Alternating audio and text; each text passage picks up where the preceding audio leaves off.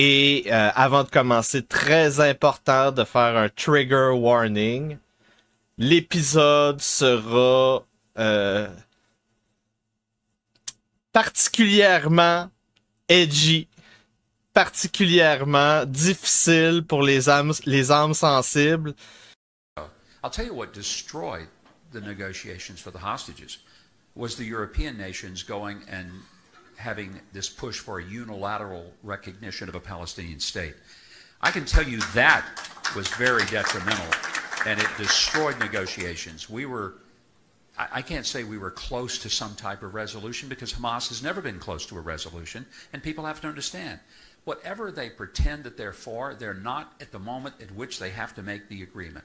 La position historique des socialistes depuis François Mitterrand, c'est la solution à deux États. Donc moi, je suis favorable, évidemment, à la reconnaissance de l'État palestinien. Mais dans le contexte, je pense que le rôle des responsables, dans un souci d'apaisement, de désescalade, c'est d'être clair sur ces deux positions. Donc moi, je préfère celle des mairies qui, en ce moment, pavoisent, c'est le cas de la mairie de Rouen, par exemple, depuis plusieurs mois, aux couleurs du drapeau israélien et du drapeau palestinien. Bonjour, je suis Zachary Legros, vous écoutez le titre à la une, bienvenue. Aujourd'hui, Gaza brûle. C'est le constat du ministre israélien de la Défense, alors que l'État hébreu intensifie ses frappes sur Gazaville et ses 600 000 habitants. Le Qatar a dénoncé une attaque lâche qui visait des édifices résidentiels de la capitale. Israel brought justice to the doorsteps of Hamas's leadership in Qatar. The attack was not against Qatar or the people of Qatar. The attack was against the terrorists who orchestrated the attack on Israel on October 7th. He was one of the only people, I mean, truly one of the only people to go to the president whom he loved. He loved Donald Trump, like personally as well. And I think the president really loved him in a real way. But he was one of the only people to go to the Oval Office and say, sir, I totally understand and think Iran's really bad, but a war with Iran is not, you know, is something that could really hurt our country. I mean, boy, that was an unpopular position. He didn't need to express it. Oh, of course. And he did it again. He didn't have some weird agenda. He wasn't mad at anybody. He did not like Bibi Netanyahu, and he said that to me many times, and he said it to people around him many times. He felt that Bibi Netanyahu was a very destructive force. He was appalled by what was happening in Gaza. Ben, I know this might be a tougher question, but Bibi said, quote, I didn't like he said this, I'll be honest. You can't be MAGA if you're anti-Israel. I don't like it for a couple reasons. How did you analyze that statement from Bibi? Xavier de Rousseau was sent with Israeli government money to a Gaza Humanitarian Foundation site 2 weeks after that meeting in the Hamptons, where he mocked the famine in Gaza in very disgusting fashion, said Hamas leaders are on Ozempic because they're getting so fat off all the food they're getting. And that's his role. It was 4,000 years ago here in this city on Mount Moriah where God chose his people. You don't see just a geopolitical conflict. What you see is a spiritual conflict. This is a battle of the ages. This is not horizontal. It's not left, right, liberal, conservative. This is a vertical battle. It's heaven versus hell. Ma compréhension et celle de plusieurs analystes ici aux États-Unis, c'est que ce sont les Israéliens, en fait, ce sont les Juifs qui financent beaucoup la politique américaine, les super PAC. Il y a vraiment une grande machine derrière, ce qui fait en sorte que ça devient très difficile pour les Américains de se détacher des positions d'Israël. I mean, even Piers Morgan has flip-flopped on it. You know? Yeah, he completely changed his mind. He's now saying it's ethnic cleansing. He's calling it a I don't know what made him shift. Losing his base. He's losing his fucking base. Everybody knows that he's full of shit, and he realizes, like, you know, he could have all the fucking donors in the world, but if his audience turns on him and they all fucking hate him, like, nobody's going to listen to him. מדינות כמו קטר וכמו סין השקיעו ומשקיעים סכומי עתק להשפיע על התקשורת המערבית באג'נדה אנטי-ישראלית, בבוטים, בבינה מלאכותית, בפרסומים. אתה פותח את הטלפון ואתה מופצץ, אתה רואה את זה בראש ובראשונה בטיק-טוק, אין ספק בכלל, זה דבר עם עוצמות הרבה יותר גדולות מהתקשורת המסורתית. אני ממש רעבה, אז הזמנתי לי המבורגר, ואז נזכרתי שיש בעזה המון אנשים וחיות מחמוד שאין להם מה לאכול. ופתאום הרגשתי מה זה לא נעים. וואו, זהו עבר. איזה טעים. בורגר הזהב, בעלי זהב. תקשיבו, כזה בדוק אין בעזה. אבל אני מצאתי בשבילם פתרון, ואני מאמינה להם שהם באמת רעבים, כי הרי הם לא מפסיקים לאכול לנו את הראש. בקיצור, מה שהם צריכים לעשות זה, שכל החפים מפשע יאכלו את אלה שלו. בתאבון. Nous avons une mission. C'est une mission divine. Si c'est pas nous qui le fait, y a personne qui va le faire.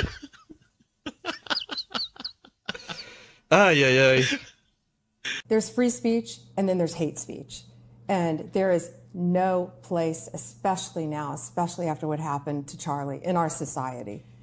Do you see more law enforcement going after these groups who are using hate speech and putting cuffs on people so we show them that some action is better than no action? We will absolutely target you, go after you, if you are targeting anyone with hate speech, anything. And that's across the aisle. That'll come to a vote, but we'll see what happens. And what do you make Pam Bondi saying she's going to go after hate speech? Is that, I mean, a lot of your allies say hate speech is free speech. You'll probably go after people like you because you treat me so unfairly. It's hate. You have a lot of hate in your heart. Maybe they'll come after ABC. Well, ABC paid me $16 million recently for a form of hate speech, right? Your company paid me $16 million for a form of hate speech. So maybe they'll have to go after you. Look, we want everything to be... Secretary of State says everyone who's here, citizens and non-citizens, deserve due process. Do you agree, Mr. President? I don't know. I'm not a lawyer. I don't know. Well, the Fifth Amendment says... I don't know. It seems it might say that, but if you're talking about that, then we'd have to have 1 million or 2 million or 3 million trials. We have thousands of people that are some murderers and some drug dealers and some of the worst people on earth. Some of the worst, most dangerous people on earth. And I was elected to get them the hell out of here, and the courts are holding me from doing it. This can't all be true.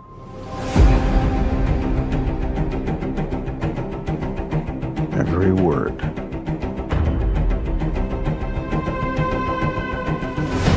CIA Black Vault break-in. Am I reading this correctly? The Kremlin bombing? In fairness, the bomb was actually meant to kill him. He gassed a security briefing. That was just 2 months ago. This explains the handcuffs. It's still not clear why he's here. If we want to bring the world back from the brink, we have to deal with him. Should he choose to accept? Smart people on every side are close to panicking. What exactly is your plan?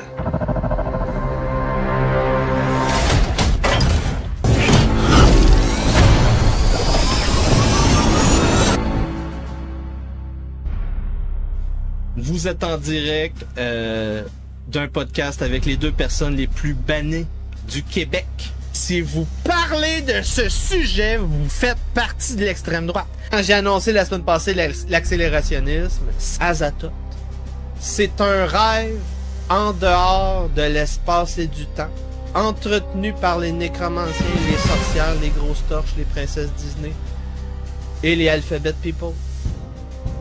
And it's called the Inquisition, the Witch Inquisition. Des hordes de morts vivants submergent les rues. C'est ça une sorcière. C'est un cercle de sorcellerie niveau quand même 15. Quand on est rendu à faire des assassinats terroristes, c'est niveau 15.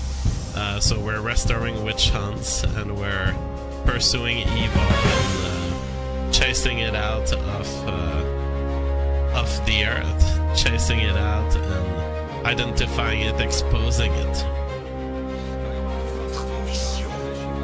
Si vous l'acceptez, reviriliser le Québec, exorciser les démons, chasser les sorcières, brûler la DPJ, réparer les femmes, ce Patsas s'autodétruira à la fin du direct sur YouTube.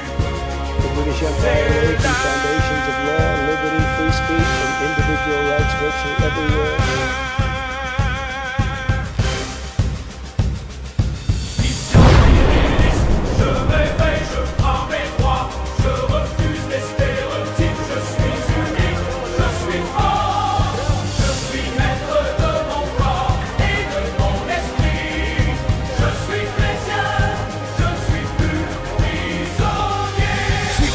De mes actes, l'auteur de ma vie, je remplis mes devoirs et pose les limites.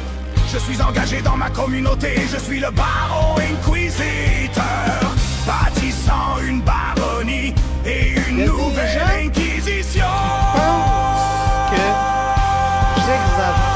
Mais la mission virile, c'est plus que cela, c'est un combat contre les hordes de morts vivants sorcières. Une vision de la souveraineté déficiente, voire grotesque.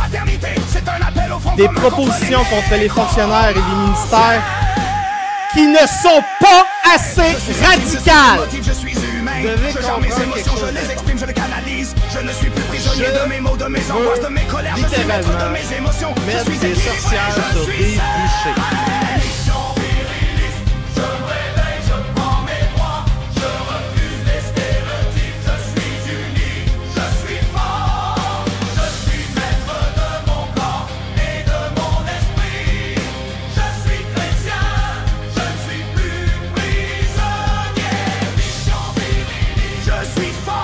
En tant qu'acteur du narratif du rodisme débridé, j'agis comme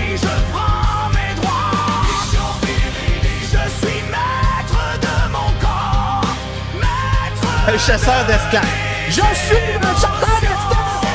Moi, j'ai lancé une croisade contre le modèle de virilité de Timothée Chalamet.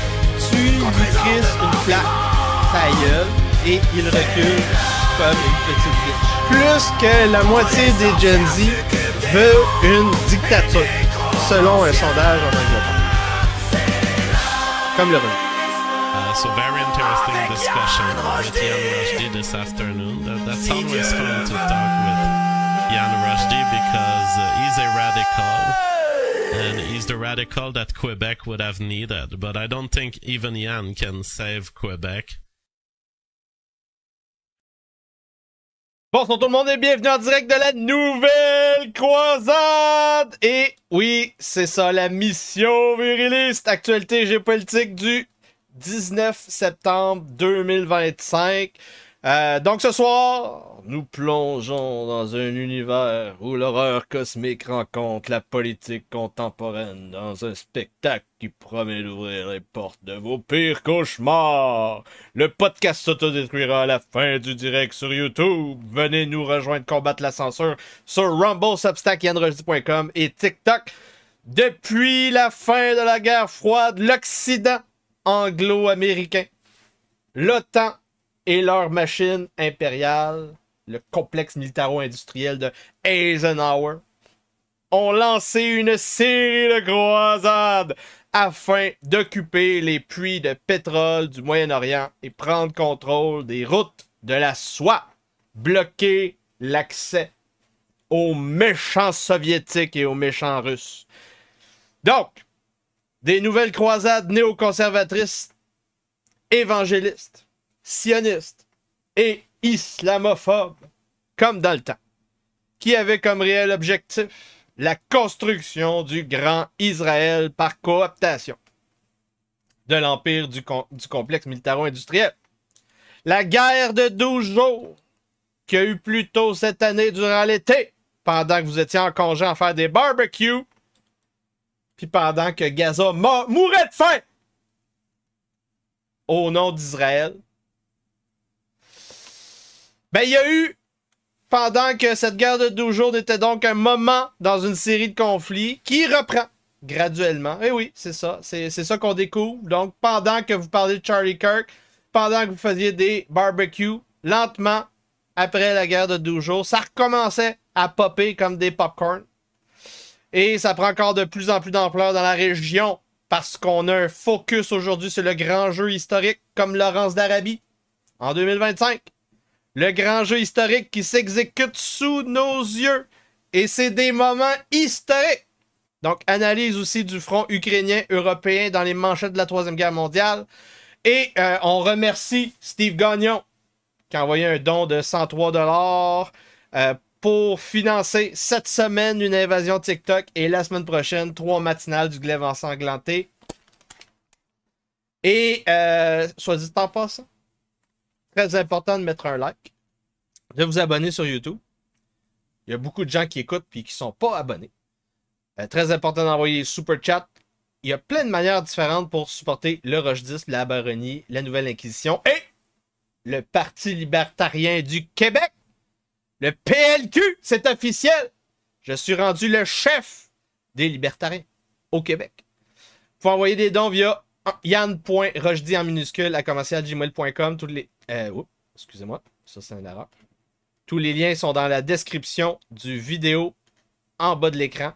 Vous pouvez vous abonner aussi sur, non, ici, yannrochedi.substack.com. Dans la section podcast, 5$ par mois, vous allez voir les vidéos pour membres. Je vous rappelle, pendant le mois de septembre, c'est la rentrée et c'est gratuit. Mais après, ça va être payant, 5$ par mois. C'est rien, un café par mois pour supporter le Roche 10. Vous pouvez vous abonner aussi de manière gratuite sur yannrochedi.substack.com. Vous allez recevoir une infolette. Vous allez avoir toutes les listes de podcasts que j'ai faites durant la dernière semaine. Et vous allez pouvoir cliquer dessus et vous allez pouvoir avoir accès. Sur YouTube, je mets aussi le lien sur yannrochedi.com qui utilise Vidéo. C'est sécurisé comme plateforme de paiement. Il faut envoyer des liens, des super chats là aussi. Il faut envoyer des dons via Buy Me a Coffee en scannant le code QR là. Et là, après avoir perdu quelques minutes là-dessus, on commence à 5 heures direct. Donc, qu'est-ce qui se passe? Qu'est-ce qui se passe au niveau des nouvelles croisades? Speaker du Parlement iranien révèle qu'au 7e et 8e jour de la guerre de 12 jours en juin 2025, les Israéliens ont découvert que leur domination de l'espace aérien était illusoire et qu'ils avaient donc déjà perdu leur domination aérienne après 8 jours. Ensuite de ça, il décrit comment Donald Trump et Benjamin Netanyahu, Bibi, se sont époumonés dans les médias et ils ont poussé pour un cessez-le-feu. Et donc, ils ridiculisent l'empereur et son proxy, ou dont l'empereur Pantin et ses chefs sionistes. Moi, c'est une question que j'ai toujours pas tranchée. La question de savoir si c'est 100% l'Empire américain qui domine le porte-avions israélien, ou donc c'est l'inverse. Est-ce que c'est Benjamin Netanyahu qui contrôle par compromettre les néoconservateurs, les démocrates, les trumpistes? C'est une question qu'on ne peut pas vraiment trancher. On n'est pas dans la tête de ces gens-là. On ne connaît pas les intentions. Le Monde. Donc, journal français qui a rendu public le rapport des Français sur les attaques qui ont entouré la guerre de 12 jours. Donc, le bombardement des infrastructures d'enrichissement du nucléaire iranien par les Américains. Et il confirme tout ce que j'ai dit. C'est une attaque ratée. Donc, en deuxième domino qui s'écrase au niveau des nouvelles croisades. Ça fonctionne pas. Ça fonctionne pas, ces nouvelles croisades. Comme quelque part dans les vraies croisades qu'il y a eu. Ça a duré... C'est une parenthèse, hein, les croisades du à peu près 12-13e siècle aller jusqu'au 15e. C'était une grosse parenthèse pour contrôler Jérusalem depuis donc l'effondrement de l'Empire romain. Ensuite de ça, ça c'est qui? Ça c'est la mission permanente iranienne à Vienne pour l'ONU qui...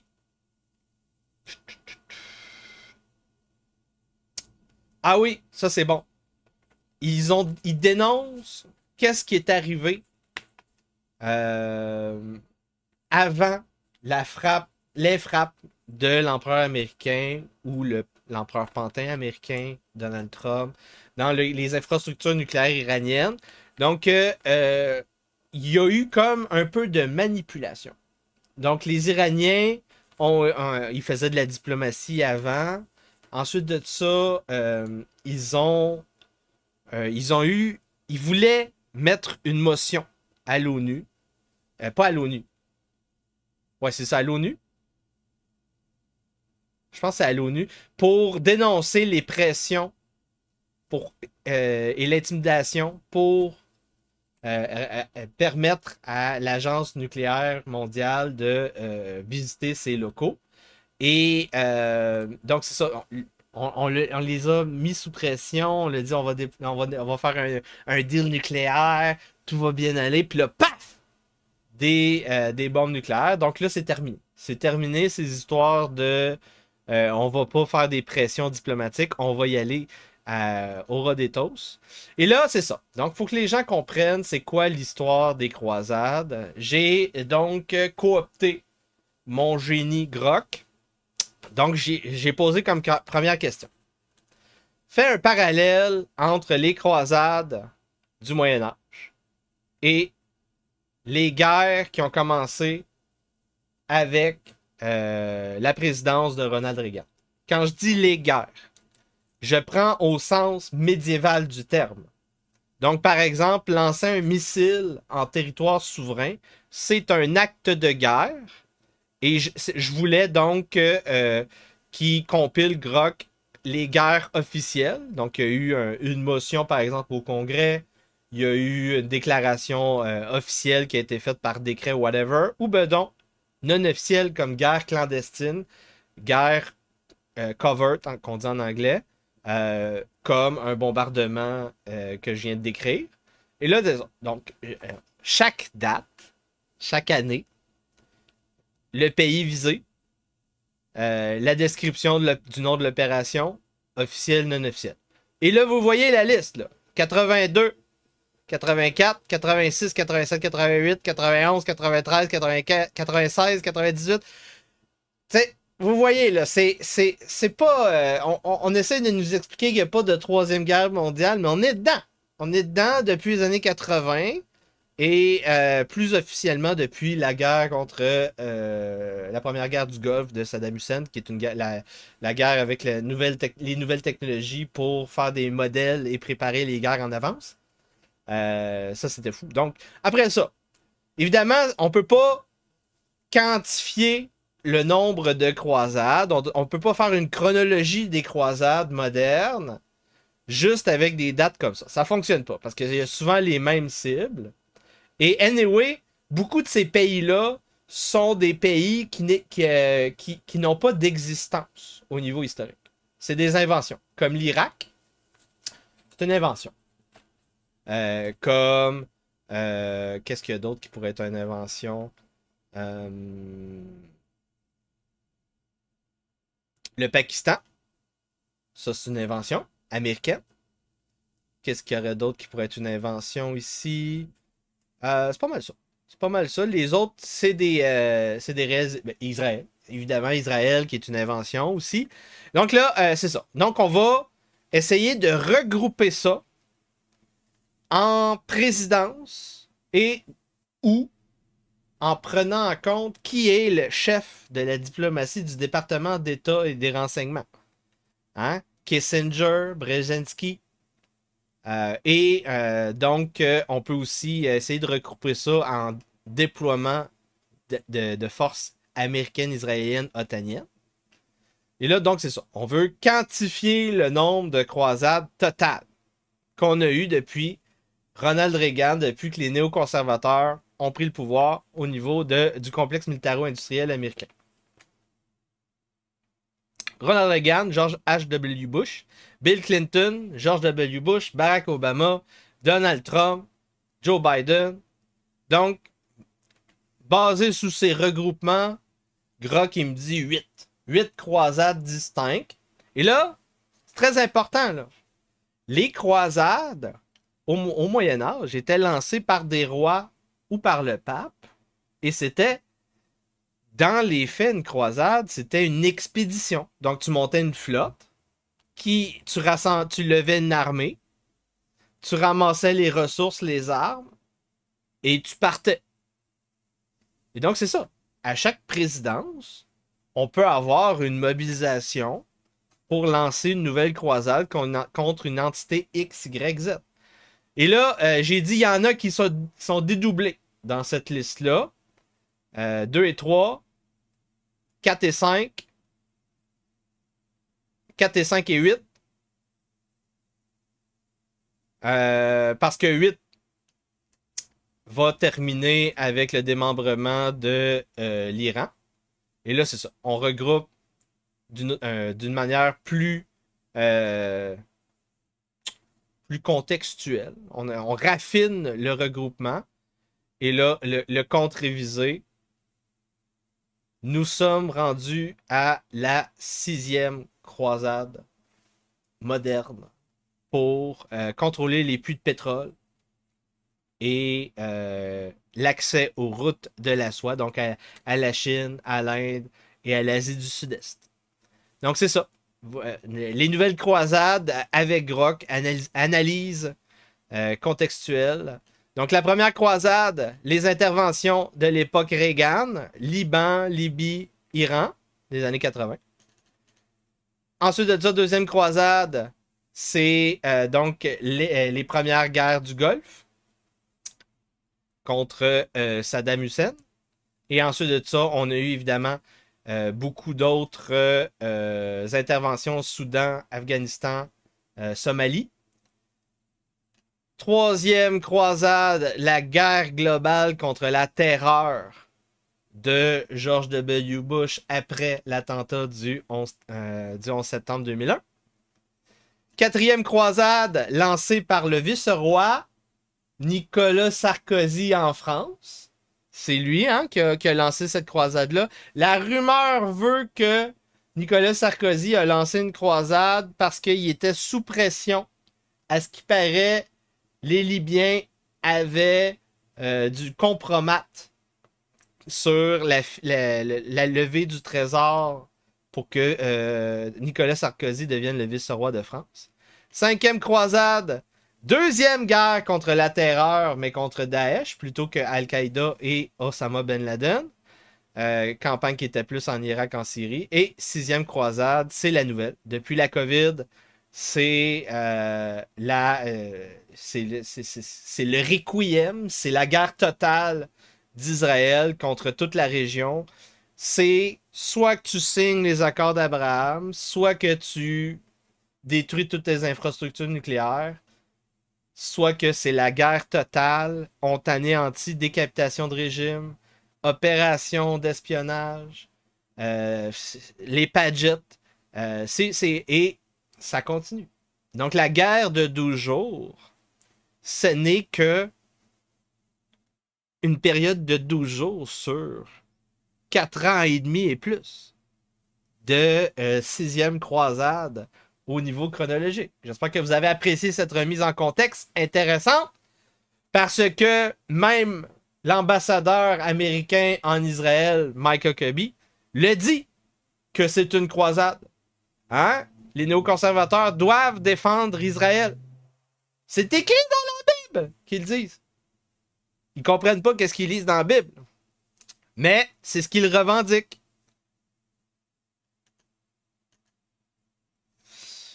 Le speaker de la Chambre des représentants, Mike Johnson, a fait un meeting privé avec l'AIPAC, le lobby juif, et les leaders juifs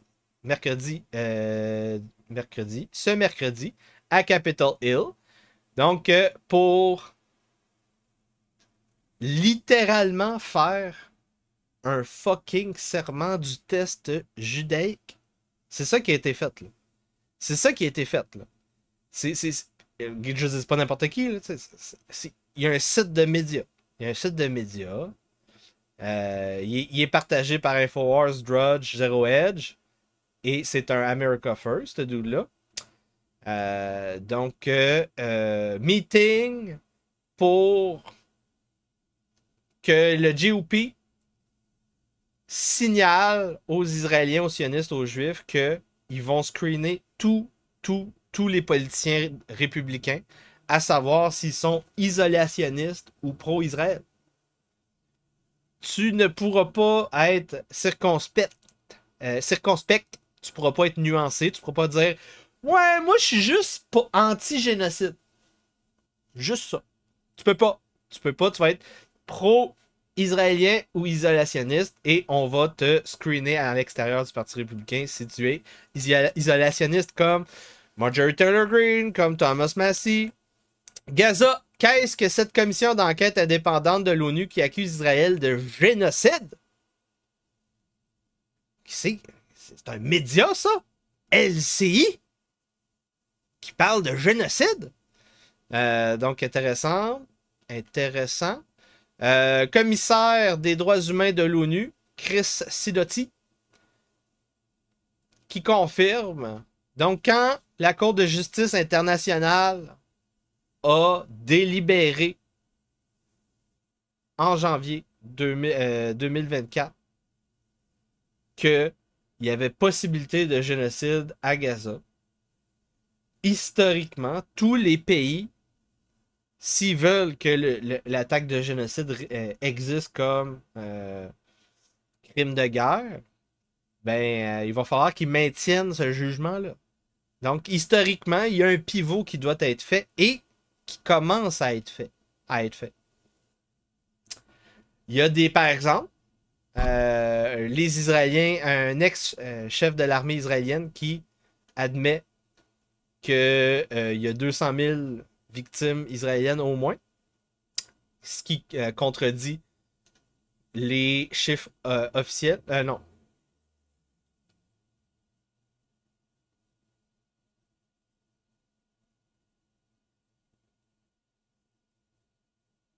Ça, c'est dans The Guardian, ok. Killed or injured. Ok, c'est ça. Killed or injured. Ça, donc, c'est tué ou blessé. 200 000 minimum. Minimum. Quand même pas pire. Qu'est-ce qu'on a d'autre ici? Témoignage partagé par Haaretz de soldats qui ont des syndromes de stress post-traumatique après avoir tué les 80% de civils qui étaient mentionnés dans l'article précédent de The Guardian. Comité parlementaire, témoignage de soldats israéliens qui disent qu'on est en train de virer fou et ils dompent des bouteilles de médicaments parce qu'ils sont médicamentés pour éviter de partir en psychose. Petit défilé de juifs à New York, juifs hassidiques qui dénoncent le petit génocide israélien. Aujourd'hui, sous l'impulsion de la France et de l'Arabie Saoudite, 142 pays ont adopté la déclaration de New York sur la mise en œuvre de la solution à 2 États. Ensemble, c'est un chemin irréversible vers la paix au Proche-Orient que nous traçons. C'est Emmanuel Macron, le vice-roi, qui a lancé ça la semaine dernière. Énorme nouvelle qu'on doit confirmer. On voit la liste des pays qui n'ont pas pointé la solution à 2 États. Ça, c'est la première étape. Solution à 2 États, première étape. Là, ce qui s'en vient après, c'est officiellement la diplomatie française, l'État français reconnaît l'État palestinien. Ça, c'est la deuxième étape et ça s'en vient d'ici la fin du mois, selon les rumeurs. Donc, les pays qui ont refusé. La Hongrie qui est sous pression pour beaucoup de pression américaine présentement. Israël. Micronésie, l'île de Nauru, Paraguay, Papouasie-Nouvelle-Guinée, Palau, États-Unis et Tonga. Donc, beaucoup d'abstentions quand même, 12 abstentions. Cameroun, République tchèque, République démocratique, je pense, du Congo. Ça se peut-tu? Ou de Chine? Je sais pas. Équateur, Éthiopie, Fidji, Guatemala, Macédoine du Nord. Ça, je sais pas c'est quoi. Moldavie, Samoa, Sud-Soudan. Très intéressant. Chef de l'Union européenne, c'est qui ça? C'est Ursula von der Leyen qui explique que l'Europe doit faire plus. Donc, we will put our bilateral support to Israel on hold. We will stop all payments in these areas. Donc, des sanctions contre les ministres israéliens extrémistes et les colons violents israéliens. Donc, c'est officiel. C'est officiel. Des sanctions. des sanctions déjà au niveau de la diplomatie européenne contre Israël. Qu'est-ce qu'on a d'autre ici? Donc, les Britanniques, le Royaume-Uni qui se prépare à reconnaître l'État palestinien aussitôt que peut-être aujourd'hui. Donc, ça, c'était hier. C'est pas arrivé. J'ai checké sur Twitter tantôt avant que le podcast commence. Il n'y avait pas de nouvelles manchettes. Ça aurait été important. Là. Ça aurait été une grosse nouvelle en direct. Si ça arrive pendant le podcast, dites-moi-le dans le chat. Je vais pouvoir partager ça en direct. Ensuite de ça, sondage au Royaume-Uni. 44% des Britanniques disent qu'on devrait reconnaître l'État palestinien. Seulement 18% opposés. Donc, il y a quasiment le triple des Britanniques qui veulent qu'on reconnaisse l'État palestinien. Les autres s'en calissent. Le Brésil, aujourd'hui, début d'après-midi, lance un nouveau pavé dans la mare pour faire chier la diplomatie israélienne et isoler de plus en plus Israël. Un peu comme le régime nazi durant la Deuxième Guerre mondiale. Donc, le Brésil qui se prépare, qui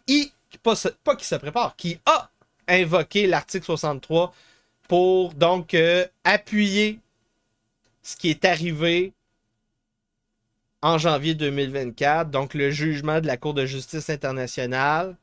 Et donc, le Brésil qui se prépare à possiblement lancer une croisade chrétienne.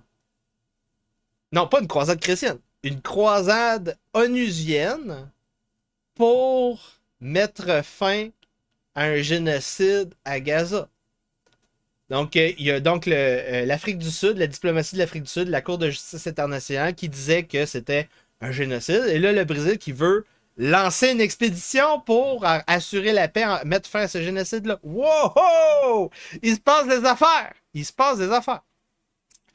Pendant ce temps-là, pendant qu'on parle de Charlie Kirk, Israël lance une nouvelle offensive à Gaza. On recommence l'occupation qui n'avait jamais réellement cessé en passant, soit dit en passant. Le Canada dénonce la réouverture de ce front-là. Macron reconnaît la Palestine, la colère d'Israël. Donc, les Israéliens, les Juifs se préparent à faire un coup fourré à Macron. Si vous avez des nouvelles informations, probablement, de Brigitte Macron, Candace Owens, ça se peut très bien que les Israéliens aient participé à ça, par exemple. Il va se passer des affaires. Il y a des francs-maçons qui vont passer en prison en pas long.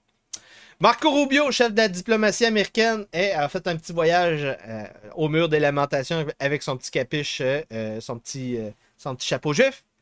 Hein? Ça fait des belles images. Il a signé un livre. Il a fait sa prière. Il a pleuré au mur des lamentations. Ah, puis en plus, il a écrit en hébreu. Waouh, il est fort. Ah non, ça c'est Netanyahou en haut. En bas, c'est Marco Rubio. Ensuite de ça. Ça, c'est un fait intéressant. C'est qui ce gars-là? Quelqu'un d'intéressant, 35 ans d'expérience dans l'armée, rapporteur, analyste militaire, qui a regardé la visite diplomatique de Marco Rubio, puis il a recensé qu'il n'a pas été accueilli par la diplomatie de Netanyahou. Ouh! Donc, normalement, quand tu es au moins chef diplomate, haut fonctionnaire, général, président, vice-président, quand tu fais une visite comme personne officielle, important, tu dois être accueilli par au moins ton rang. S'il y avait personne, petite insulte. Petite insulte. Donc ça pointe vers les Israéliens contrôlent l'administration Trump.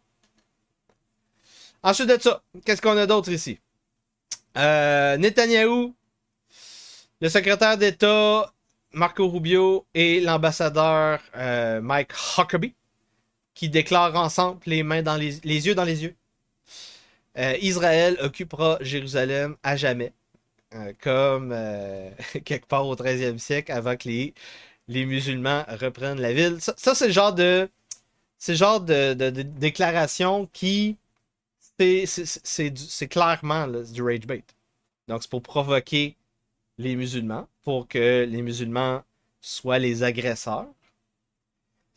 Et là, il n'y a pas juste la déclaration ici qui est importante. C'est où ils sont. Ils sont où, là? À dire qu'ils vont occuper Jérusalem à jamais.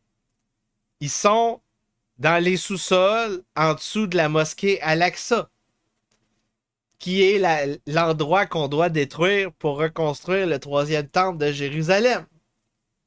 Pour invoquer l'Antéchrist. Pour...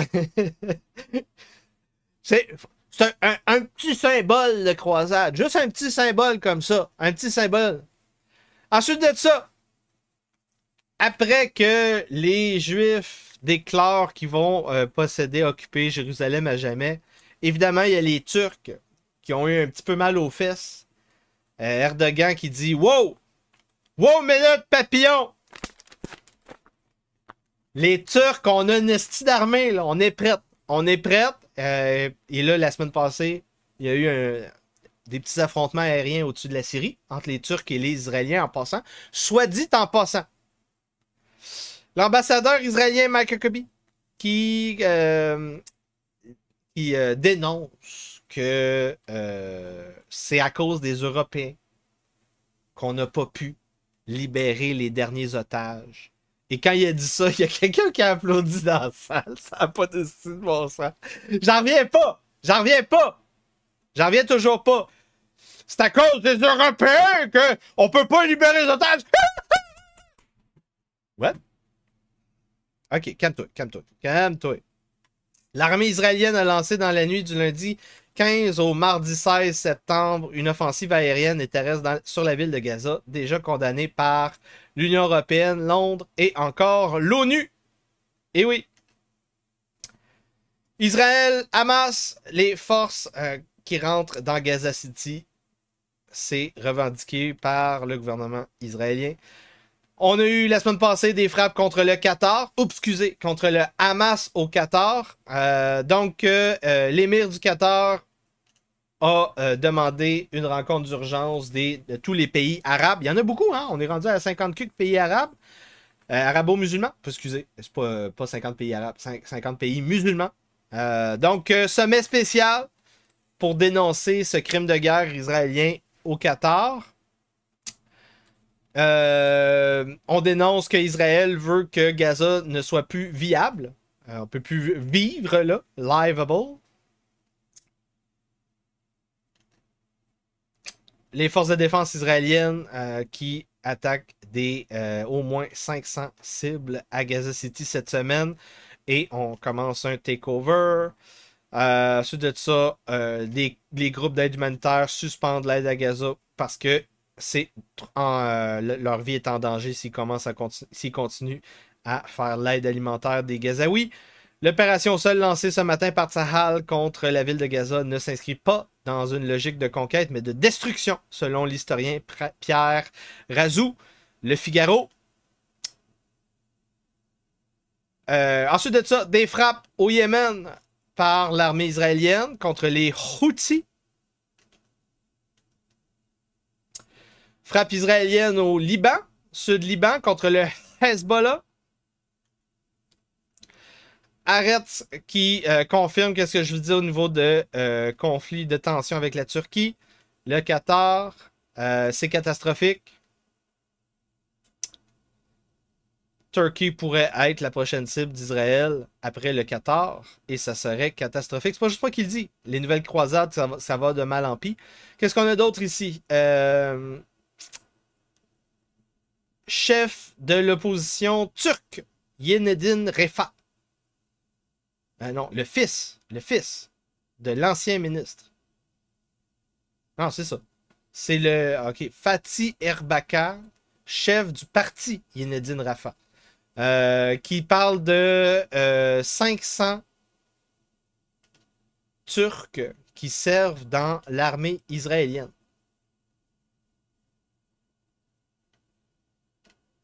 Ces gens, donc, participent à ce génocide à Gaza. C'est un problème de sécurité nationale. Et donc, ça c'est intéressant. Donc, il dénonce ces 5000 citoyens turcs qui participent à ce génocide-là. C'est intéressant. Et je me demande si c'est des Kurdes qui travaillent comme mercenaires en Israël. Je me demande si c'est des Turcs kurdes. Ça serait une bonne question. C'est une bonne question, ça. Ça, c'est bon. Ça, c'est bon. Wall Street Journal, Daily Mail qui parle de Trump qui rage en déclarant Netanyahu is fucking me. Après l'attaque du Qatar de la semaine passée. La tentative d'assassinat à Doha a raté parce que le leadership a été prévenu d'avance et ils ont quitté les salles de négociation pour faire la prière. Ils ont laissé leur cellulaire dans la salle de négociation. Ensuite de ça, durant un meeting de sécurité de l'ONU, un représentant de Israël aurait dit à propos de l'attaque au Qatar, l'intégrité du Qatar, l'intégrité territoriale du Qatar sera violée encore si les représentants du Hamas continuent d'être présents au Qatar. Le Qatar doit juger les criminels et les expulser. Aucun pays devrait accepter des ennemis israéliens, des ennemis des Israéliens. Donc, qu'ils soient dans des tunnels ou des hôtels, on va les détruire. Donc, évidemment, ça continue les tensions. Le premier ministre qatari et sa délégation qui fait des regards diplomatiques de dédain contre les vis-à-vis israéliens. Donc, c'est des belles images. C'est des belles images historiques. La petite lèvre levée, là. Ça se voit, hein, c'est voulu. Hein, c'est voulu, ce genre de choses-là. Qu'est-ce qu'on a d'autre ici? Donc, les États-Unis ont bombardé l'Afghanistan parce que Al-Qaïda était présent en Afghanistan. Et on rappelle que c'est pour ça que les talibans sont partis en guerre contre les Américains. Soit dit en passant, Benjamin Netanyahu, soit dit en passant. Et là, après, les Américains ont bombardé le Pakistan. Et là, les Pakistanais, ils n'aimaient pas ça. Ils n'aiment jamais ça. Quand les Américains bombardent au Pakistan. Faut pas le dire à Netanyahou, ça. Faut pas le dire à Netanyahou. Donc, les Américains ont bombardé le Pakistan parce que Ben Laden était là. Nobody said, my God, a terrible thing happened. America violated the sovereignty of Afghanistan and Pakistan. Il n'y a personne qui care.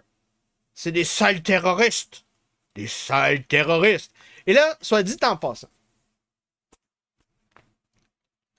Vous savez, je suis un grand lecteur d'histoire, de philosophie, et j'ai documenté dans mes lectures que la notion de terrorisme a été inventée pendant la paix britannique, pendant la Pax Britannica, pour justifier l'impérialisme anglais-britannique. Donc, c'est nouveau. Avant ça, c'était des rebelles, c'était des rébellions, des insurrections. Et là, quand on a essayé de justifier l'Empire européen, surtout anglais, mais tous les autres pays européens ont participé à ça, on a rebrandé les rébellions, les insurrections comme étant du terrorisme. Et oui! Donc, quand tu es rendu un rebelle, tu es un terroriste. Et donc, si tu es un rebelle à la cause israélienne, tu es un terroriste. Si tu es un rebelle à la cause américaine, tu es un terroriste. Donc, c'est ça que Netanyahou revendique. C'est des sales terroristes. Donc, on va pouvoir les attaquer n'importe où. Détail intéressant. Les frappes au Qatar ont été faites de manière très spéciale. Donc, les Israéliens sont allés en mer Rouge et ils ont tiré par-dessus l'Arabie Saoudite pour arriver au Qatar. Donc, au niveau des lois de la guerre, c'est une violation d'espace aérien de la souveraineté de l'Arabie Saoudite, mesdames et messieurs. Et oui, c'est une violation. Énorme violation. Donc, en plus d'un acte de guerre, un crime de guerre contre le Qatar. Il y a aussi un Qatari qui est mort, hein, en passant. On a violation diplomatique contre les Saoudiens. Des dirigeants arabes et musulmans se réunissent ce lundi à Doha pour apporter leur soutien au Qatar. Vous voyez les images ici donc de ce sommet gigantesque qui s'est fait en moins d'une semaine. Cela, c'est pour dire à quel point les Israéliens, les nouvelles croisades, la 6e croisade, pourraient peut-être faire émerger un califat. C'est pas encore acté, c'est pas signé, exagère pas Yann, mais très important. On a exhorté la communauté internationale à arrêter le 2 poids 2 mesures avec Israël. On a signé une déclaration commune. On a dénoncé des crimes de guerre. Et même les Iraniens perso-musulmans ont signé la déclaration qui était avec beaucoup d'eau dans le vin. Donc, c'est gigantesque ce qui est arrivé post-attaque du Qatar. L'Iran demande à la Ligue arabe d'invoquer une alliance stratégique du Moyen-Orient pour punir Israël. Ça n'a pas été accepté. Ça n'a pas été accepté par le reste. Il y a encore un petit peu trop de soutien aux accords d'Abraham avec les pétromonarchies pour que ça se fasse, ce nouveau califat. Ça s'en vient, là. Ça s'en vient. Si ça continue, si la ligne des homonationalistes nomotiens continue, des sionistes continue, on s'en va vers ça, là. On s'en va vers ça. Ça va être l'effondrement des 6 croisades américano-israéliennes. C'est terminé, là. 54 pays se sont rencontrés au Qatar et ont discuté de la réponse diplomatique et possiblement militaire à faire contre Israël. Ça fonctionne pas, là. T'es pas censé faire ça. T'es pas censé permettre cette union musulmane. Imaginez, vous, à quel point c'est dramatique ce qui est en train de se dresser sous nos yeux. Donc, l'Iran rejette le point commun, la déclaration commune pan-arabique, pan-islamique, excusez-moi, parce que on fait référence à la solution à 2 États. Parce qu'évidemment, l'Iran, officiellement, au niveau politique, ne reconnaît même pas l'existence d'Israël. C'est leur position. Donc, c'est pour ça que ça n'a pas marché. Ils ont eu beaucoup d'eau dans le vin. Beaucoup d'eau dans le vin. Le premier ministre qatari, Sheikh Mohammed bin Abdulrahman Al Thani, a serré la main à l'envoyé égyptien. Autre signal important au niveau diplomatique. Ça, c'est des trucs que vous devez analyser quand vous êtes un expert en géopolitique. C'est immense, là. C'est des rapprochements. Parce que c'est des clans différents au niveau des ethnies, ça. Les pétromonarchies, le Qatari a été... En passant, le Qatari existe grâce aux Britanniques et aux Américains, là. Ils sont devenus une Suisse musulmane dans la région pour faire de la médiation. Et donc, les Égyptiens, eux, c'est une ethnie à part. L'Égypte, c'est une nation forte qui a plusieurs millénaires d'existence. C'est pas la même chose, mais là, on serre les mains. Benjamin Netanyahou a reconnu lundi que l'État hébreu fait face à un isolement économique croissant. Le premier ministre appelle à développer une économie autonome, tandis que l'opposition dénonce une politique désastreuse. Et oui, pas juste moi qui le dis. Netanyahou lui-même vient de confirmer ce que je viens de vous faire comme description dans la dernière demi-heure. Et là, il va falloir qu'on écoute ça ensemble. C'est donc autre symbole diplomatique puissant. Donc, un représentant de la diplomatie chinoise, Yan Xuetong, dean de l'Institut des relations internationales de Tsinghua de l'université. l'université de Tsinghua. C'est une des universités, sinon l'université la plus prestigieuse au niveau des relations internationales, de la politique de l'Empire du Milieu. Et pour Israël, c'est un officier militaire qui s'appelle Elad Shoshan.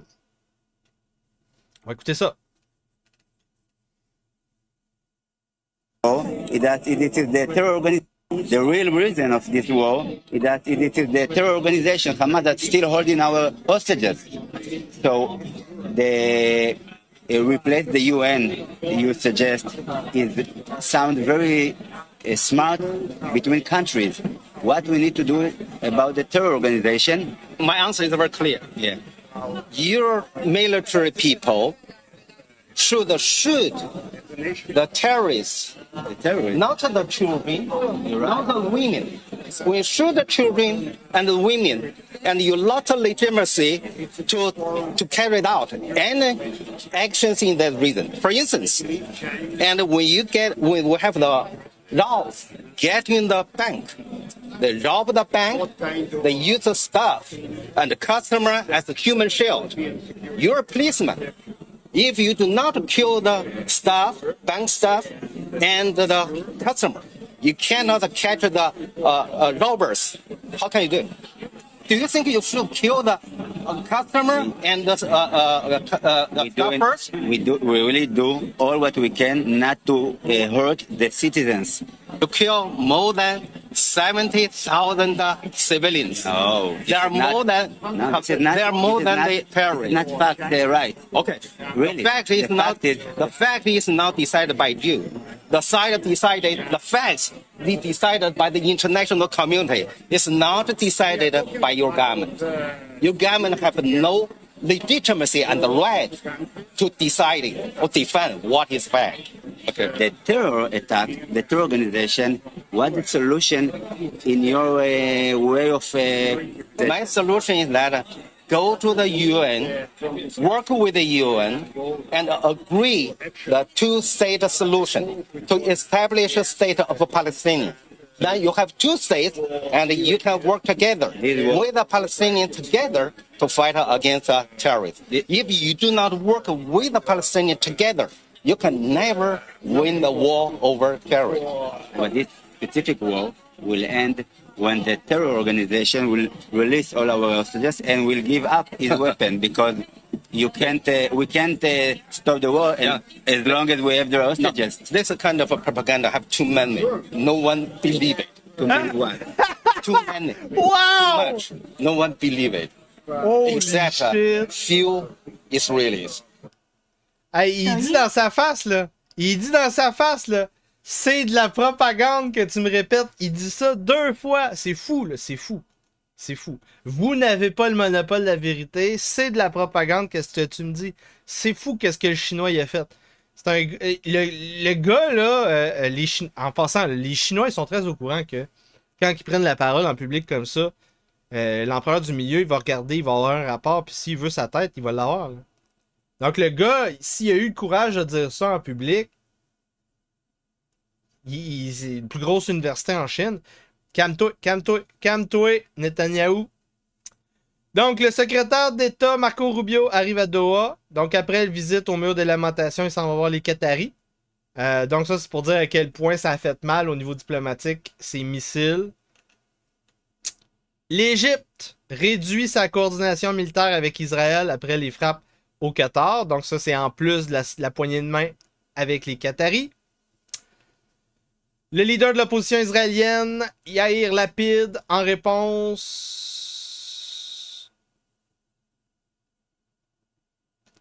de ce que je viens de dire, l'ouverture diplomatique des Égyptiens aux pétromonarchies, veut qu'on fasse une force de travail de l'OTAN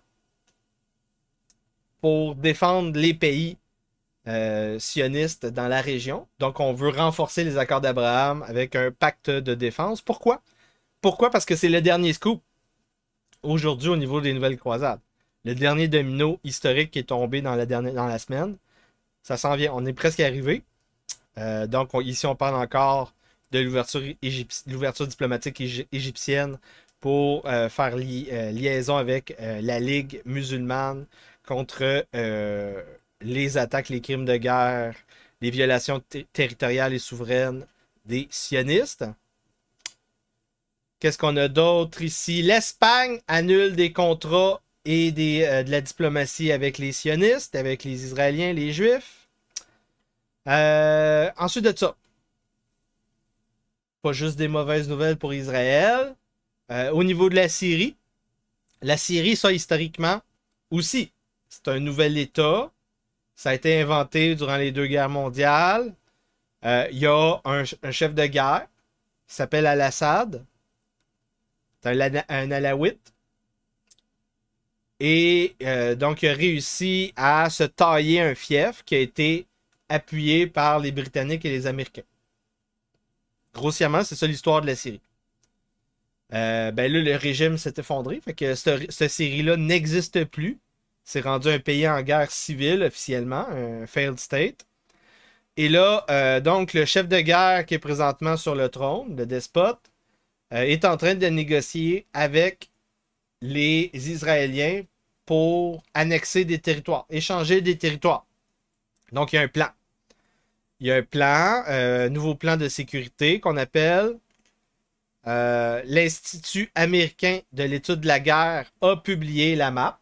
Donc, c'est pas juste moi qui invente des affaires. Je vous donne toujours les sources. Hein. Donc, Israël occupe les plateaux du Golan depuis très longtemps.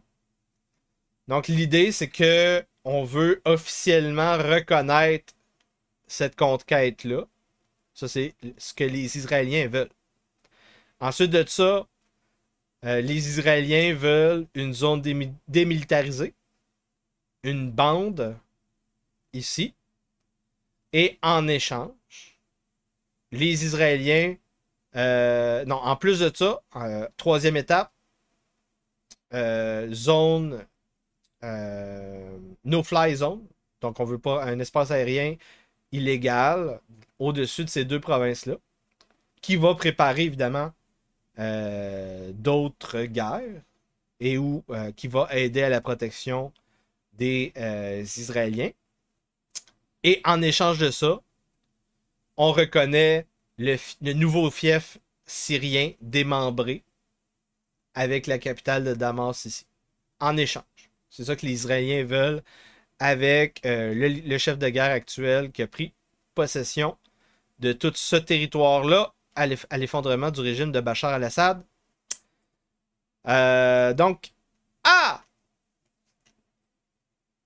Donc, pourquoi on veut un espace, un no-fly zone au-dessus de la province de Soueida? C'est un territoire druze. Intéressant. Intéressant. Département d'État américain désigne des groupes connectés à l'Iran en Irak comme étant des entités terroristes. Donc, par exemple, le mouvement Al-Nujaba, Kataib Saïd Al-Shuhada, Ansar al-Halawi mouvement, et un imam, Kataib, comme donc des organismes étrangers terroristes. Donc ça va paver la route pour des frappes en Irak prochainement. Ça vient de sortir, c'était avant-hier. Et là, c'est ça. Au niveau des nouvelles croisades, comme dernier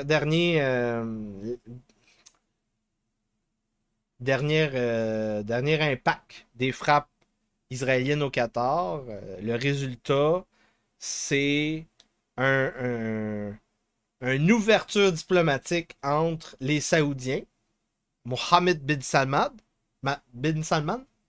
et le régime de dictature militaire pakistanais nucléarisé. Un pacte de défense mutuelle. Ça veut dire que si tu attaques les Saoudiens, si tu envoies des missiles au-dessus de son espace aérien, c'est une violation de sa souveraineté et ça engage la défense militaire du Pakistan et vice-versa. Oh! Le Pakistan a des nukes. Je répète, c'est une dictature militaire nucléarisée. Oh! Il se passe des affaires. C'est pas une bonne nouvelle, ça, pour Israël. Donc, ça donne accès à bien des missiles différents. Ben des missiles différents. Pas mal de portée. Pas mal de portée. Ça s'en vient. C'est pas juste moi qui le dis. On voit ici Arnaud Bertrand, 350 000 abonnés. Spécialiste de la diplomatie pour les Français. Qui dit c'est l'équivalent d'un OTAN avec le Pakistan. C'est ça qui a été signé là, dans ce pacte de défense mutuelle. C'est immense. Ça vient de...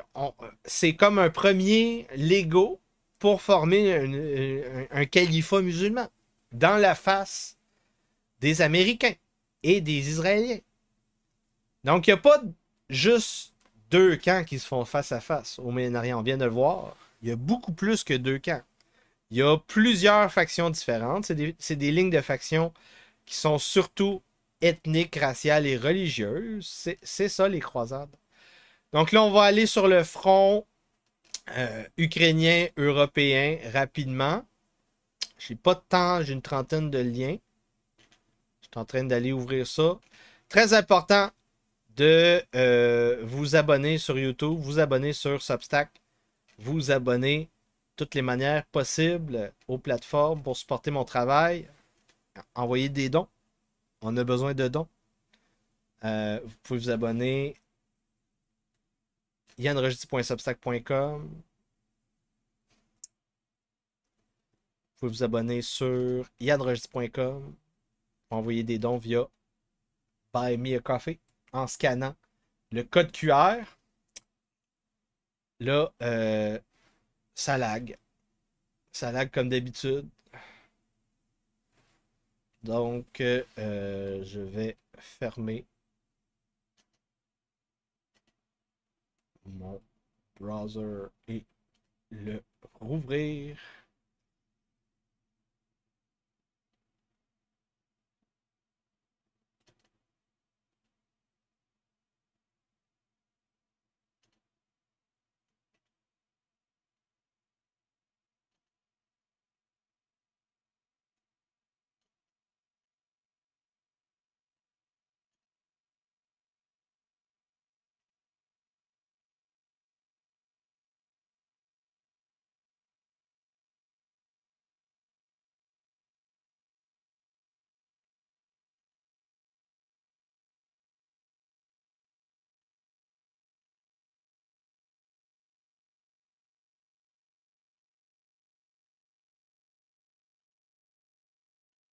On l'a eu.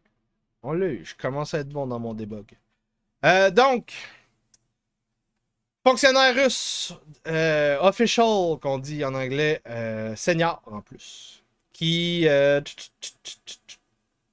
continue de publiquement signaler que le Kremlin ne veut pas s'engager dans des négociations pour la paix en Ukraine.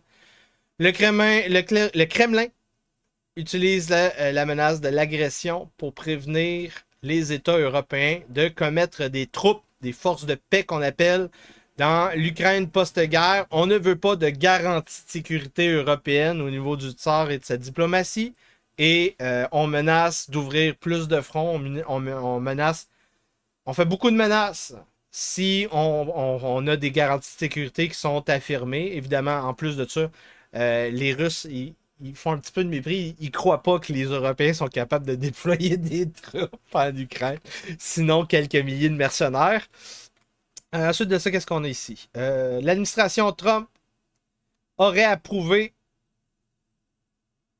du financement militaire étranger des ventes en Ukraine via une autre initiative de financement. Donc, on va envoyer un autre package d'armes en Ukraine prochainement. Ça va peut-être aider. Senior Kremlin official, possiblement avec l'approbation du tsar, a remplacé, a putché un autre diplomate, c'est intéressant. On aurait identifié la base de l'unité spécialisée de drones russe dont je vous ai parlé. C'est le bataillon Rubicon. C'est eux qui sont spécialisés dans le maniement des drones sur le front et aussi dans les airs. Mais quand je parle dans les airs, c'est plusieurs milliers de mètres dans les airs, là. Quand je parle sur le front, c'est proche des tranchées, les drones FPV. Donc, dans les deux cas, cette unité-là est spécialisée. Et là, l'idée, c'est qu'eux autres, comme les spécialistes de radio pendant la Deuxième Guerre mondiale, avec la grosse radio, là, ben, t'envoies des spécialistes des drones dans chaque bataillon, chaque compagnie, pour que toutes les escouades aient cette capacité de se défendre et d'attaquer avec des drones, d'utiliser les drones comme un outil sur le front et dans les airs. Ensuite de ça, Collective Security Treaty Organization Command and Staff Military Exercise are occurring in Kyrgyzstan. Donc des exercices militaires dans le Kyrgyzstan. Les forces ukrainiennes auraient avancé sur certains fronts. Les Russes auraient avancé près de Pokrovsk et Zaporizhzhia. Et donc, on a des cartes, des nouvelles cartes. Ça, c'est les cartes américaines en passant. Donc, c'est pas juste du complotisme, là. C'est des cartes américaines. Donc, on dénote que au moins, on voit au moins 3 fronts officiels. Quand on zoome, c'est pas juste 3 fronts, c'est partout. Donc, c'est toute la ligne qui est présentement sous assaut par les Russes. C'est fou furieux. L'armée ukrainienne est en train de s'effondrer. Ça vient d'être reconnu. C'est il y a 2 jours. L'Institut d'études de la guerre américain confirme que les Ukrainiens sont en train de s'effondrer. Donald Trump qui pleurniche. Le président Poutine, le tsar, m'a laissé tomber. Pauvre petit pit. Pauvre petit pit. Donc, Donald Trump qui écrit une lettre, il s'épanche, il donne ses émotions au peuple et au tsar et aussi aux Européens. Chers Européens, si vous voulez que je continue de faire la guerre au tsar, ça serait peut-être une bonne nouvelle d'arrêter d'acheter du pétrole russe et du gaz russe. Tout va bien, tout va bien. Donc, le prospect de la guerre a retourné l'Europe à un état de préparateur de guerre, preppers. Ça, c'est The Economist.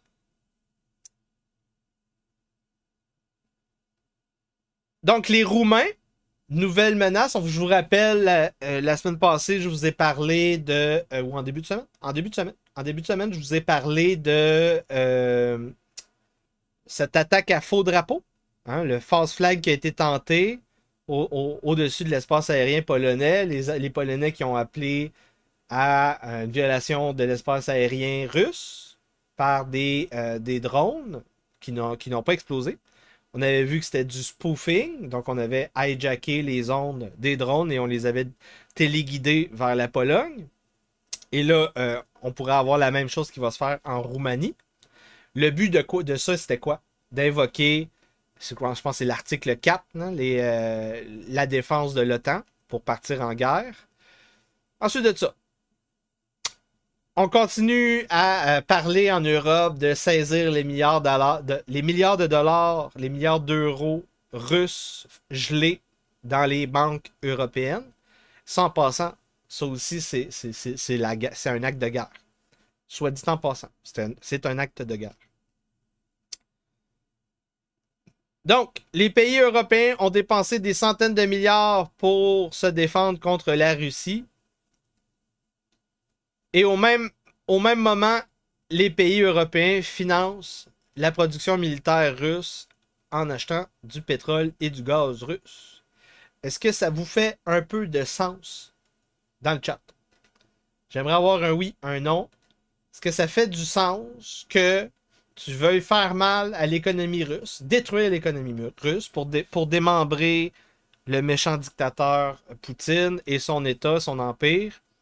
Est-ce que ça fait du sens de vouloir faire ça tout en achetant du pétrole puis du gaz russe? Moi, dans ma tête, ça fait pas de sens, mais je sais pas. Peut-être que je suis trop con. Peut-être que je suis trop con. Donc, reportage. Vous voyez ici, c'est pas un Russe. Ça a l'air d'être un Européen. Peut-être un Britannique. Donc, c'est un journaliste. Colin Freeman, qui explique que, premièrement, il y a au-dessus de 5000 mercenaires britanniques qui sont volontaires dans l'armée ukrainienne. Et deuxièmement, 1 sur 5 sont morts. Et je vous en ai déjà parlé, la doctrine de règle d'engagement des Russes au niveau de l'armée impériale du tsar Poutine, c'est si l'Ukrainien se rend, tu le ramènes en Russie et on va dealer avec ça. C'est pas on veut le ramener dans la paix. Et si c'est un mercenaire étranger, si c'est pas un Ukrainien qui est sur le front, balle dans la tête. Donc, ça fait mal. Ça fait mal. Ça fait mal. Les gens vont commencer à avoir des... comment ça s'appelle, ce type? Pas des coffres. Des cercueils. Des cercueils arrivés dans les aéroports britanniques. C'est pas une bonne nouvelle. Donc, Londres fait des pressions sur la Moldavie. Président Maya Sandu visite à Londres. Elle rencontre le premier ministre Keir Starmer et des hauts diplomates de la Royal United Service Institute. Et qu'est-ce que les Britanniques veulent? Sécuriser l'approbation de la Moldavie pour une opération militaire dans la Transnistrie. Printemps 2026. Qu'est-ce qu'on a ici qu'on vient de découvrir ensemble? Donc, on vient de découvrir l'endroit où aura lieu la contre-offensive de 2026. Donc, le package militaire qui est en train d'être envoyé présentement. Le military build-up qu'on est en train de construire pour les Ukrainiens de Zelensky. Probablement qu'ils vont partir de la Transnistrie. Qu'est-ce qu'il y a dans la Transnistrie? Il y a un chemin pour arriver en Crimée. Et c'est ça qui est important. C'est ça qui est important. Donc, on va essayer de faire un autre percée dans le front russe. Ça risque d'être intéressant. Ça risque d'être intéressant. Chancelière fédérale de l'Allemagne pro-ukrainienne. Chancelier, excusez-moi. Friedrich Merz veut leader les Européens dans les hostilités contre les Russes. Ça, c'est qui dit ça?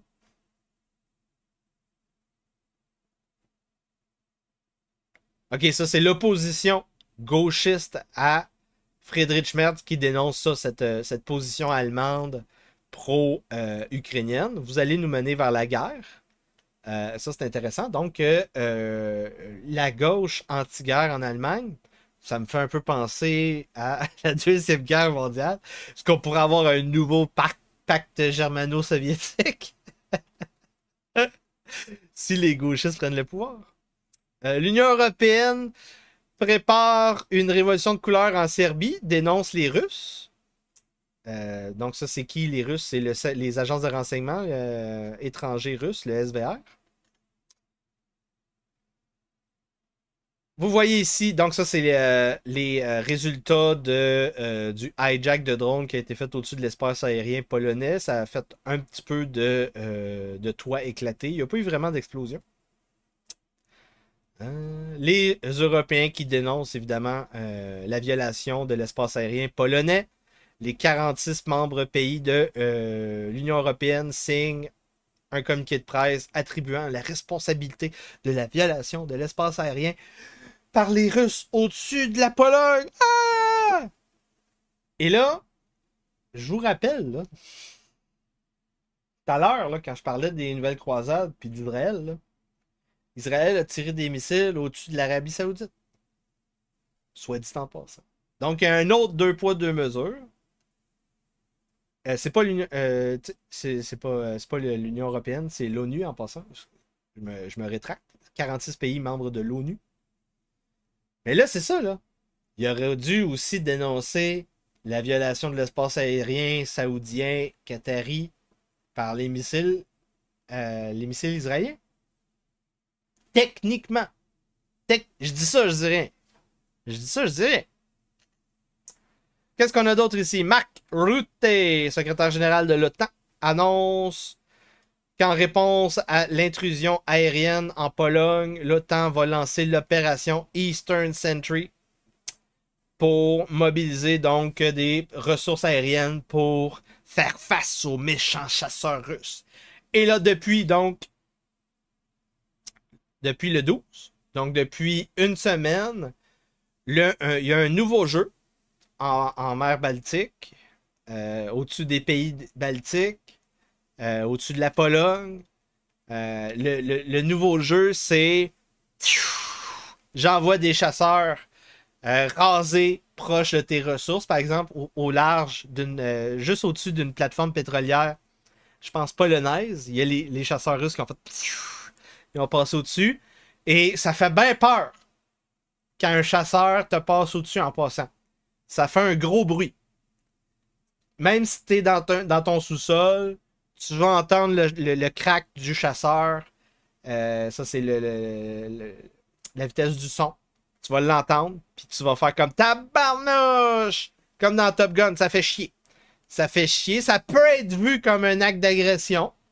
Et ça ressemble un petit peu à ce qui se passait avec la crise des missiles.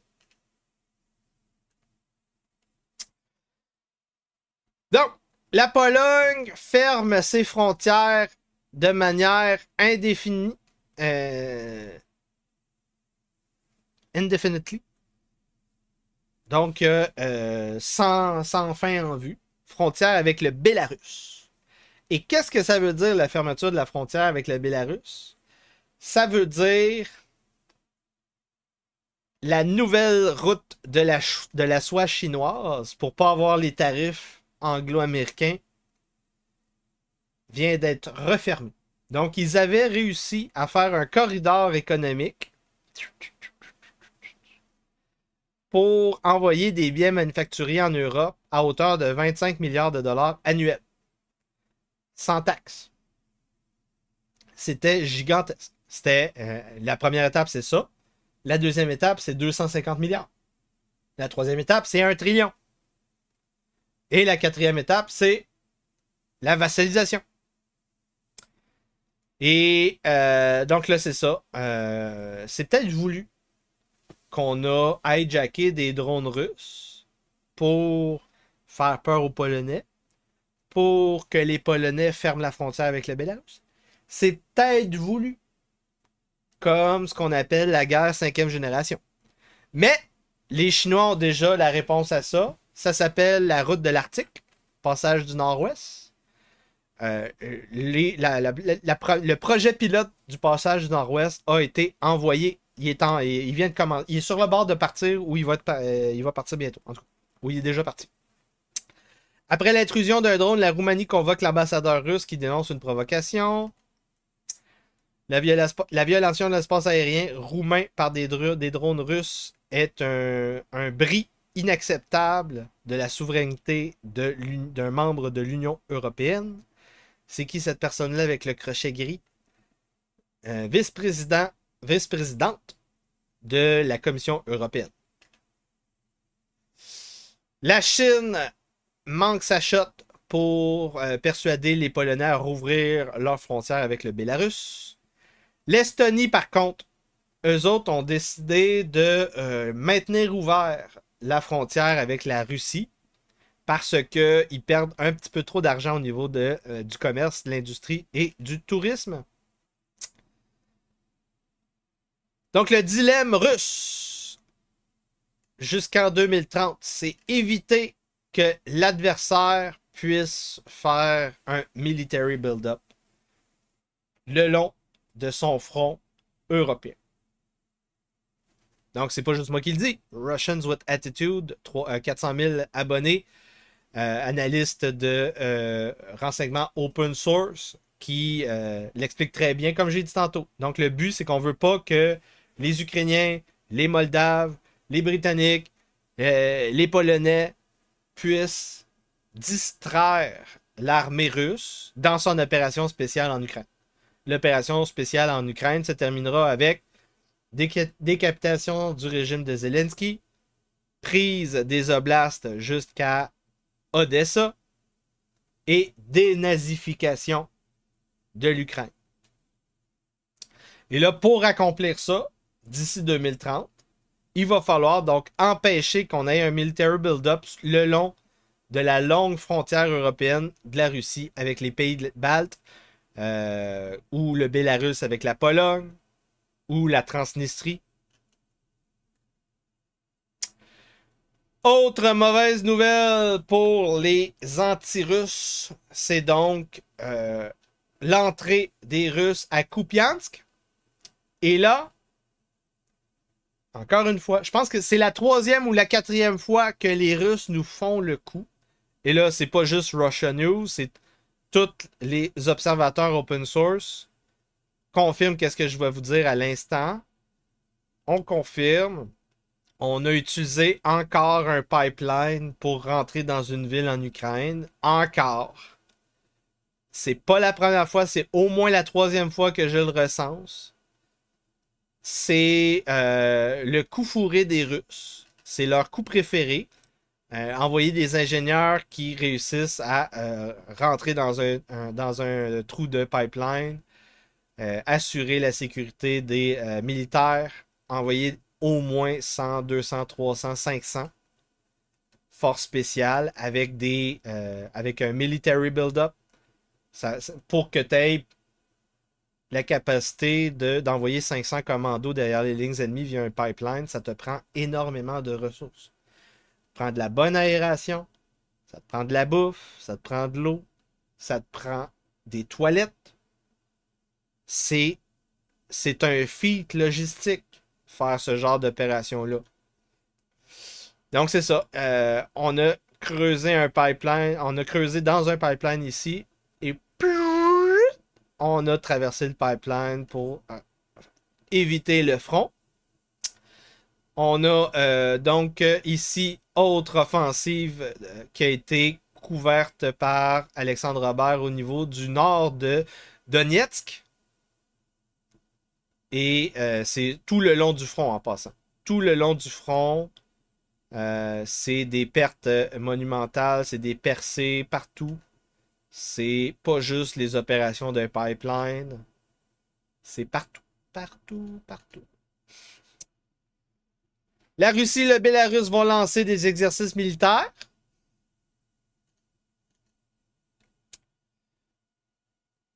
On est rendu à 72 morts dans les manifestations anti-corruption. Et j'ai une autre correction à faire ici. Je vous ai dit la semaine passée que je pensais que c'était une révolution de couleur. Ça semble être une boomeuse anti-corruption qui a gagné le pouvoir. Donc, la corruption de l'USAID en particulier et le National Endowment for Democracy. Donc, ça semble être une mauvaise nouvelle pour les Otaniens. Qu'est-ce qui est arrivé au Népal, en fait? Donc, un putsch qui va pacifier le Népal dans pendant qu'on est en train d'unifier les Indiens et les Chinois pour une route de la soie. C'est encore une fois un gigantesque historique. Qu'est-ce qu'on a ici? Ah! Mauvaise nouvelle pour les Colombiens. Donc, les États-Unis dératifient la Colombie comme entité, nation combattant les narcotrafiquants. Donc, les États-Unis ne reconnaissent plus l'incorruptibilité du gouvernement colombien face au cartel narco, au narco-cartel. C'est une mauvaise nouvelle. Grosse mauvaise nouvelle. En plus de ça, la guerre contre les cartels continue au Mexique. Donc, le département de la justice C'est le département de justice? Non, le département du Trésor qui a rendu public. Donc, la version 2025 du Sinaloa Cartel. Donc, le network, le réseau Rosarito. Playas de Rosarito. Donc, à la Boardwalk Empire avec les noms.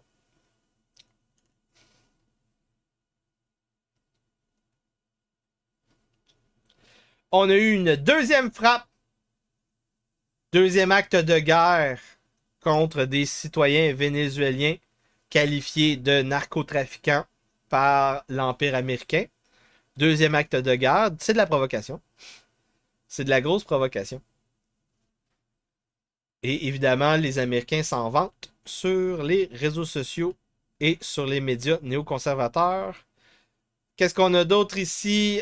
On a un soubresaut. Donc, rébellion, insurrection populaire en Équateur. En passant, c'est juste à côté de la Colombie.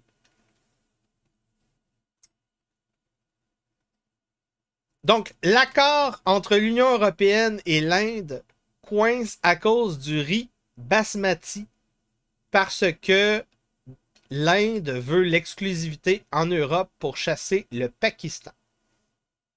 Intéressant. Vous voyez ici l'image. Donc, la Chine réouvre le passage du Nord-Ouest, la route océanique du Nord. Donc, Visegrad, agrégateur de nouvelles. C'est pas juste moi qui le dis. Donc, le cargo, le vaisseau cargo, quitte le port chinois de Ningbo et part le 20 demain.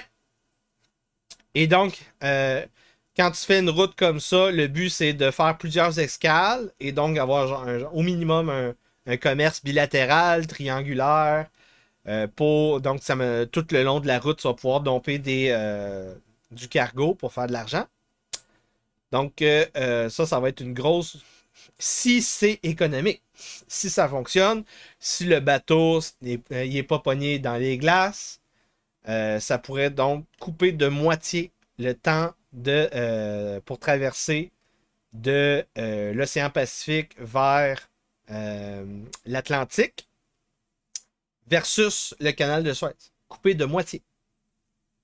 Et en plus de couper de moitié la durée, tu as un tarif de moins avec les Égyptiens. C'est monumental. C'est peut-être pour ça que les Égyptiens sont en train de faire une ouverture diplomatique. Donc, on voit que tout est interrelié. Ultimement, la grosse nouvelle, c'est évidemment le pipeline pouvoir de Sibérie 2 qui va détruire l'économie européenne parce que ça, c'est la route de la soie au plus bas du sol, au plus ras des pâquerettes. C'est comment on transfère des gigamilliards de barils de pétrole d'un endroit qui n'a rien à faire, en plein milieu du désert, à un endroit où tu peux construire, par exemple, des data centers, parce qu'il fait fret, dans les steppes, hein, les grosses steppes, les pays en stand, le Caucase, près de la mer Caspienne, la mer Noire, tu peux construire un empire, là. Et donc, il va y avoir quelque chose cette route de la soie, pour les 20 prochaines années, les 50 prochaines années, à moins qu'il y ait une guerre mondiale, va être historique. On est rendu aux manchettes économiques. Donnez-moi quelques instants pour aller chercher les manchettes économiques. Après ça, on a les sorcières de la semaine.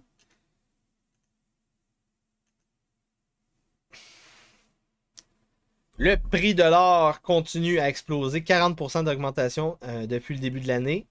Jusqu'à, on pourrait très bien atteindre 5000 $ l'once rapidement. Et là, ça veut dire donc deux choses. La dette américaine ne vaut plus rien. Le pouvoir d'achat ne vaut plus rien. Et oui. Donc, ça c'est quoi? Ça c'est le marché boursier japonais qui vient de décoter solide ce matin. Ça va venir avec une hausse des taux d'intérêt japonais. Fitch dégrade la note de crédit de la France de AA- à simple A, A+. Morgan Stanley dit que la Réserve fédérale ne va pas couper les taux d'intérêt américains cette année, mais Polymarket dit que 90% de chances que oui. Moi, je crois plus Polymarket que Morgan Stanley. Je sais pas pour vous. Je sais pas pour vous. Il semblerait qu'il y a eu un deal TikTok de signé. On va vendre ça donc à la Silicon Valley sioniste. Et c'est les grosses manchettes au niveau économique. On est rendu aux sorcières de la semaine. Mettez un petit like. Les sorcières de la semaine, on a terminé pour aujourd'hui. On va se voir demain pour une invasion TikTok. Et ensuite de ça, qu'est-ce que j'ai d'autre à dire? Merci pour les donations. Donc, on a eu 36$ de dons. J'ai pas de nouveaux dons. Tous les liens sont dans la description du vidéo, dans le bas de l'écran, si vous voulez continuer à supporter le Rush 10 ou si vous voulez acheter le titre de grand chancelier du Rush 10. Il faut envoyer des dons pour payer mon imprimante laser. Sans vous, je ne peux pas partir en guerre, en croisade, en inquisition, en guérilla contre les sorcières, les shérifs, les princesses Disney, les grosses torches, les golems de chair, les alphabet people, les hordes de morts vivants. Donc le but du podcast, c'est la révolution culturelle, la révolution viriliste. Et pour arriver à ça, je construis ma baronnie, je construis une nouvelle inquisition et je crée un front commun, politique et guerrier qui va conquérir le Québec. C'est ça qu'on va faire en sorte. Et je fais pas ça pour moi. Je fais ça pour servir le peuple québécois et vous permettre de redécouvrir la liberté. C'est ça le but. Le but, c'est de partir en rébellion comme Robin des Bois afin de tuer les shérifs de Nottingham de manière légale. 100% légale. Sans vous, je ne pourrais pas y arriver. Ça prend des frères Toc. Ça prend des... c'est qui les autres, là? Le frère de Robin des Bois, là, je me rappelle plus c'est quoi son nom. Ça prend Petit Jean. Ça prend des François Aubé, trésorier du Rush 10. Ça me prend un grand chancelier. Donc, je remercie encore Steve Gagnon qui a financé donc l'invasion TikTok et l'invasion TikTok et 3 matinales du glaive ensanglanté. On se voit demain. Bonne journée, bonne soirée. Attention à vous. Au nom du narratif du Rush 10 me débridin, l'acteur Yann Rochdy et le personnage du baron inquisiteur rentrent en rébellion ouverte contre la couronne britannique. C'est terminé. Nous arrêtons de nous soumettre. Tous les pouvoirs souverains sont rejetés au nom de Jésus-Christ. Et vous allez arrêter de nous raqueter. C'est terminé. Nous sommes en technia. Nous optimisons notre fiscalité. Nous créons des sociétés fraternelles. Nous travaillons dans une mission œcuménique qu'on appelle la Nouvelle Inquisition. Nous construisons la baronnie rolfienne. Et c'est comme ça que nous allons réparer le Québec. Bonne soirée.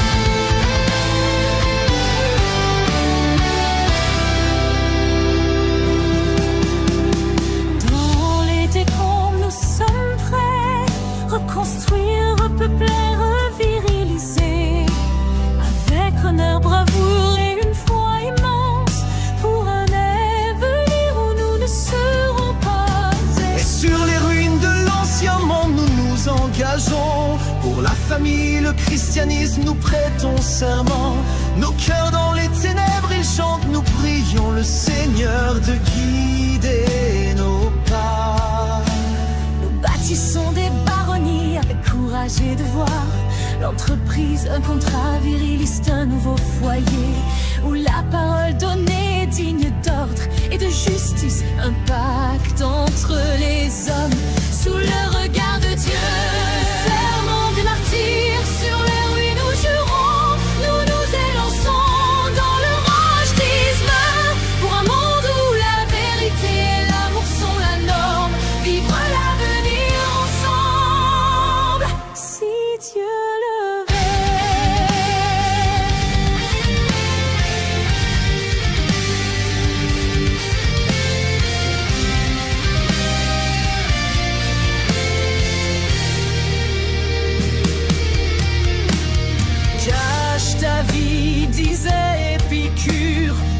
philosophe du déclin de l'Empire romain. La communauté, notre jardin, notre repli, notre forteresse, la localité, notre terre, nos racines, nos gènes, notre valeur. Le serment des martyrs, sur les ruines nous jurons, nous nous élançons dans le rajdisme, pour un monde où la vérité et l'amour sont la norme, vivre l'avenir ensemble. Le serment des martyrs, dans nos cœurs il demeure, un cri de guerre pour vaincre les lendemains vivants. Sorcières, succubes, démons et nécromanciens, bâtir une baronnie, reviriliser le Québec.